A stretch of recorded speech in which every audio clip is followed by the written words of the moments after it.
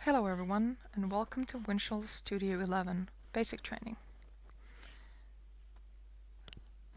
I'm Miia from ADSOTECH, your Visual partner in the Nordics, and I'm here to guide you through our three training packages, Basic, Advanced 1 and 2. These packages are designed for new Visual users with a developer license. The Complete Basics package includes creating your first script, problem investigation, and the different recording modes. This is the second portion of that package, and here we will concentrate on how to investigate problems with your scripts. Let's dive in. After running a script, what you need to do first is to check the log column. If you find an error message, you need to figure out what's causing it. If the error message is not self-explanatory and you cannot pinpoint a mistake in the data, you need to use other means to figure it out. Those other means could include enabling extended log or running the script in foreground.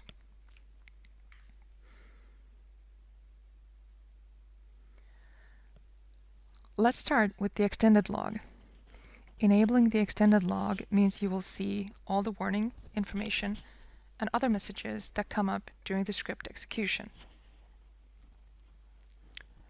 This can help pinpoint the problem as we get more information about the progress of the execution. The normal log message only gives us the last SAP message from the execution of a transaction, and it doesn't often tell the full story.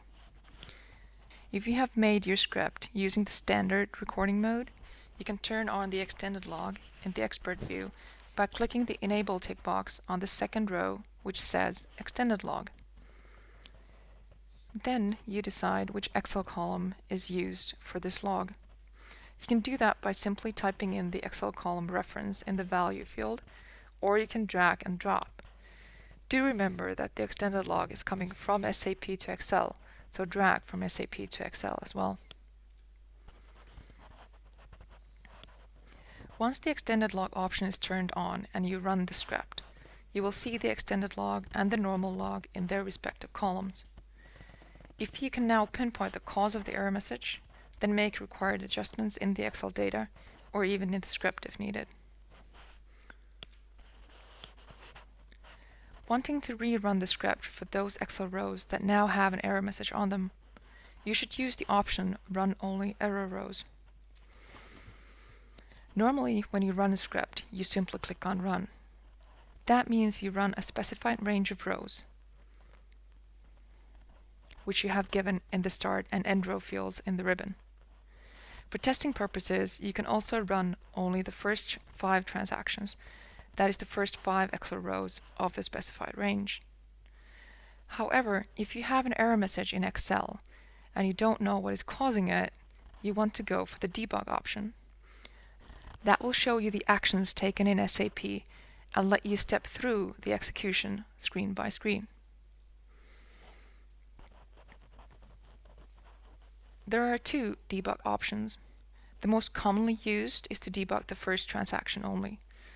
This option will run through the first transaction, so the first Excel row of your specified range, and let you see the steps screen by screen.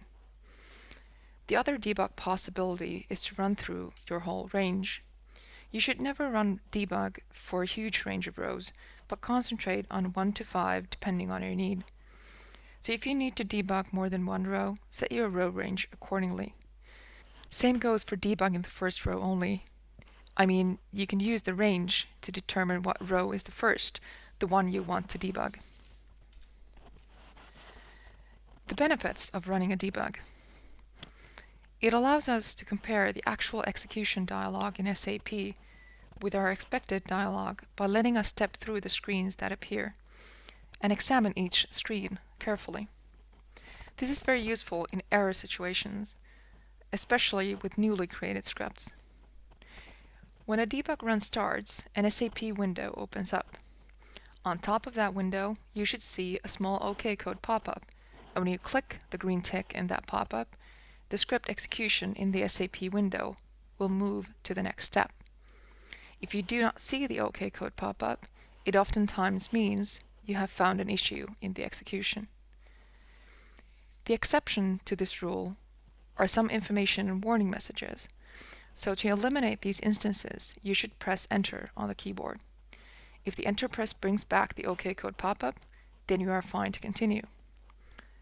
During the debug run, if you see any data on red, it means that data is coming from the script, whether that is data in the Excel template or a fixed value within the script.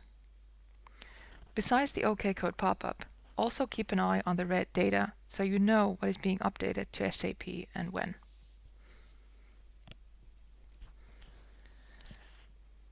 Some very specific error situations need an extra functionality named Start SAP GUI. This functionality is only for specific scripts.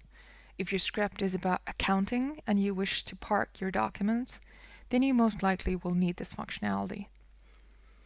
The same goes if your script includes Windows resources within SAP, or if your normal run fails across the board, but with debug you are unable to find out why, as it seems to go through without problems. Also, whenever you get runtime errors, often that is for all Excel rows, you should consider checking this functionality. Outside of these cases, Windchill is able to determine automatically whether the option is needed or not. So don't worry if you notice this option being on for some scripts and off for others. Simply leave it as it is unless you encounter one of the aforementioned cases. If you do need to take it under advisement, you can see the option in the Run menu.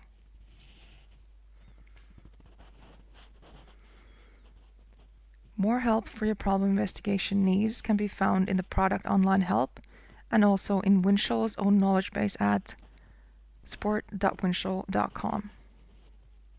You can also recreate your script using another recording mode. Let's take a look at a quick demo for the debug and extended log.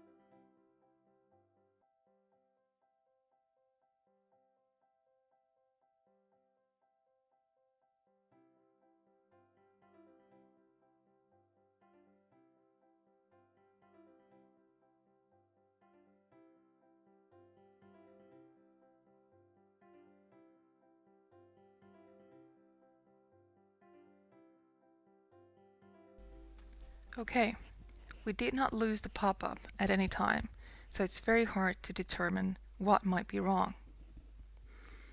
If you did pay close attention, you may have noticed that we never got to Basic Data 2 tab in SAP. This we could take as an indication that there's something wrong with the navigation of the script. But what that might be is still unclear. Before running the debug, we turned on the extended log, and we haven't checked that yet. So maybe we should start with that now.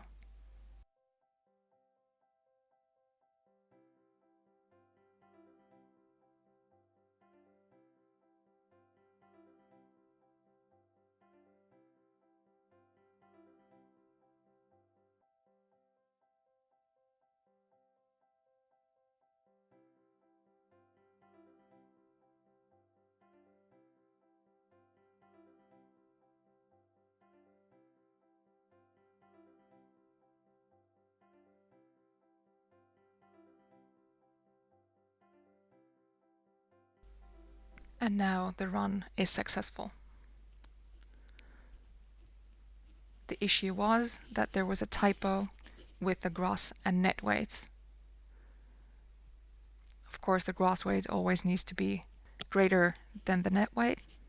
And in this instance, the user had typed those weights in the wrong columns. That concludes the second part of our basic package for Visual Studio 11.